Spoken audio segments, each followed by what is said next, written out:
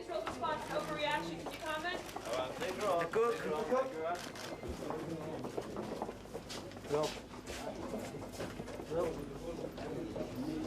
Hold on, just 1 second. Hold on, they're right here.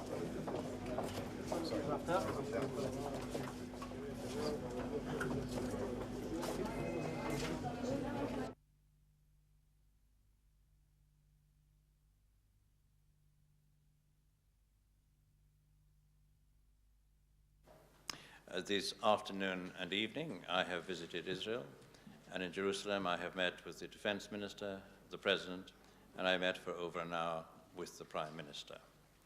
The meeting was amicable, and we explored in that meeting Europe's contribution to the peace process and how Europe can provide a stronger input to the resolving the obstacles in the way of the interim steps for ideas further forward. Today I visited the Har Homa settlement. I did so because I wanted to clearly provide a symbolic visit that would underline the extent to which the expansion of settlements is undermining the peace process.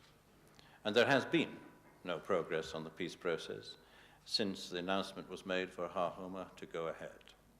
I also wanted to make clear the concern of the international community and the unanimous concern of all the nations of the European Union at the expansions of settlement, and our strong support for the American demand for time out from settlement expansion in order that the peace process can get back on track. We informed the embassy of the Israeli government in London a fortnight ago of my intention to visit Har Homa. At the end of last week, the government of Israel publicly announced that it was unhappy with this visit. We have been in dialogue with them since, and we have repeatedly leant over backwards to accommodate their concerns. First, we shifted to another venue, my meeting with Faisal Husseini. It was at that point that the Prime Minister accepted that the visit should go ahead and offered me dinner. Subsequently, we were informed that this was not sufficient. We then offered to accept a briefing from Israeli officials in order that they may outline their side of the case regarding Har Homa. That was agreed, and on that basis, the visit went ahead. That briefing took place, and I visited the site. No other briefing took place.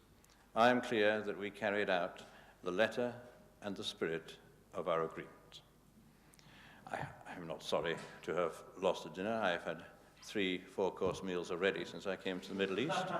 It is something of a mercy to be spared a further full meal. I am glad that I was able to have that full discussion with the Prime Minister, and I'm sure on reflection he will recognize that it would have been wiser to have accepted that the international community has a legitimate concern over settlement expansion, and that this is not an issue that either he or I can ignore.